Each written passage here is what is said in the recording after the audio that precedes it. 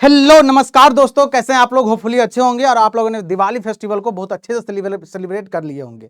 अब बात आती है, आप सबको पता है दिवाली से पहले ही धमाका हो चुका है, एसएससी जेई का कैलेंडर आउट हो गया है। यस, तो जो भी बच्चे नेक्स्ट एसएससी जेई के लिए तैयारी कर रहे हैं उसके लिए तो गुड न्यूज आ चुका है। लेकिन अभी एक ही गुड न्यूज नहीं है, जो अपकमिंग ईयर है ना 2024, इसमें बहुत सारी वैकेंसी लाइनअप है, चाहे वो एसएससी जेई हो, चाहे वो यूपीपीसीएल जेई हो, चाहे आरआरबी जेई हो, आपको देखने का मौका मिलेगा। इसके बाद और भी कई सारी वैकेंसी जाए। बात आती है अब तैयारी स्टार्ट किया कैसे जाए, मतलब आपका स्ट्रैटेजी क्या होना चाहिए, आपका प्लानिंग कैसा होना चाहिए। यस, तो इस वीडियो में मैं बात करने वाला हूं आने वाले जितने भी वैकेंसी है, चाहे वो एसएससी जेई हो, चाहे वो आरआरबी जेई हो, चाहे वो यूपीपीसीएल जेई हो, चाहे पीजीसीएल का एग्जाम हो, या कोई सा भी जेई एग्जाम हो, अगर आप तैयारी कर रहे हो तो आपका माइंडसेट कैसा होना चाहिए, कुछ पॉइंट मैं आपको बताऊंगा। इस सारे पॉइंट को ध्यान रखिएगा और सारे एग्जाम के प्रिपरेशन में ये सारे पॉइंट आपको बहुत ही ज्यादा यूजफुल होने वाला है। तो चलिए स्टार्ट करते हैं, वन बाय वन सारी चीजों पे बात करते हैं। आपको ये दिख रहा होगा क्या, master strategy to crack JEE exam. Yes, आप कोई भी एग्जाम का तैयारी कर रहे हो ना, बस यही सारी चीजों को करना है। कैसे करना है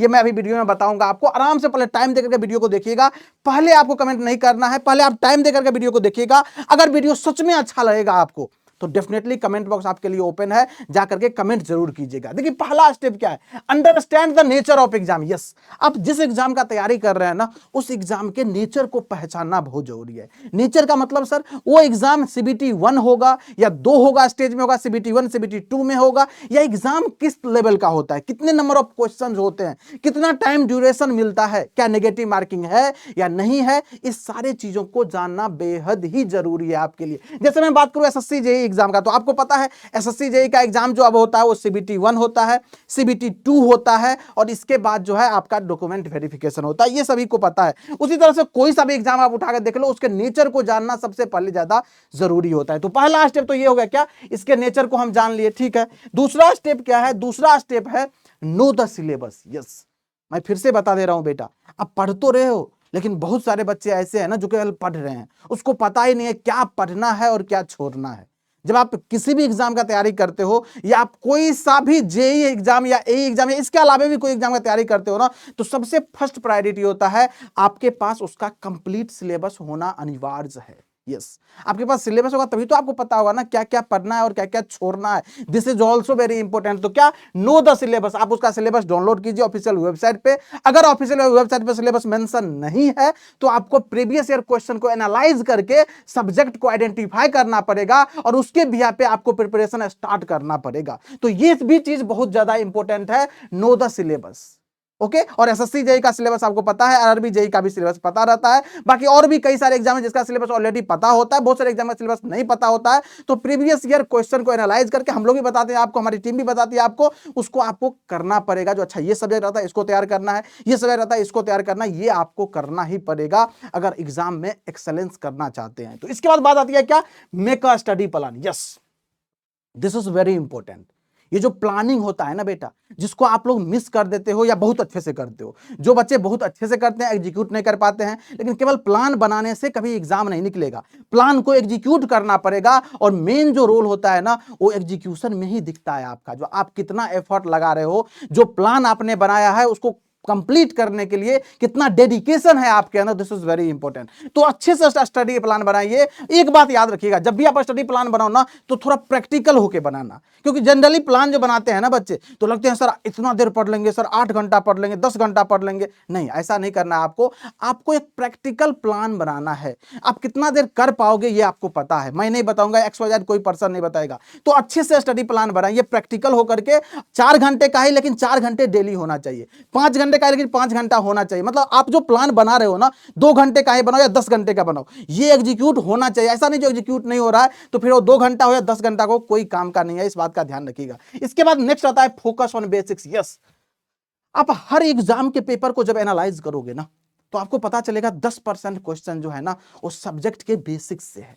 यस, और ये बेसिक्स ऐसा नहीं पार्टिकुलर किसी सब्जेक्ट का होता है, ये पूरा इंजीनियरिंग का। जैसे आप अगर इलेक्ट्रिकल इंजीनियरिंग का तैयार हो, स्टूडेंट तैयारी कर रहे हो, तो डेफिनेटली उसका बेसिक्स होगा। अगर आप मैकेनिकल इंजीनियरिंग हो तो उसका बेसिक्स होगा। अगर आप सिविल इंजीनियर हो तो उसका बेसिक्स वाला जो पार्ट है ना उस पर काम करना बहुत जरूरी है, क्योंकि you are an engineer. Yes, और जब आप इंजीनियर हो, इंजीनियरिंग स्टूडेंट हो, इंजीनियरिंग कर रहे हो, तो आपको इंजीनियरिंग का बेसिक्स अच्छे से आना चाहिए। दिस इज वेरी इंपॉर्टेंट, क्योंकि यहां से हर एग्जाम में क्वेश्चन पूछा जाता है, तो आपको ये चीजें पता होना चाहिए। तो इस पे भी अच्छे से काम करना है, और आपको बखूबी पता है, आप जो पढ़ रहे हो ना, तो क्या क्या चीज की नीड पड़ती है ना, ये आपको पता चल जाता है। उस सारी चीजों को शुरुआत में ही करना है। और जो बच्चे हमारे अशोका बैच से जुड़े हुए हैं, चाहे 2023 से चाहे 2024 में जो तैयारी कर रहे हैं, तो बिल्कुल पीडब्ल्यू ऐप पे विजिट कर सकते हैं। आपको पता चलेगा जो कोर्स का डिजाइन किया गया है ना, कोर्स जो बनाया गया है ना, उसमें ये सारे बेसिक्स ऑलरेडी इंक्लूड कर दिए गए हैं। और इसके लिए आपको पीडब्ल्यू ऐप पे विजिट करना है, वहां पे सारी चीजें आपको पता चल जाएगा। कंप्लीट प्लानर मिलेगा,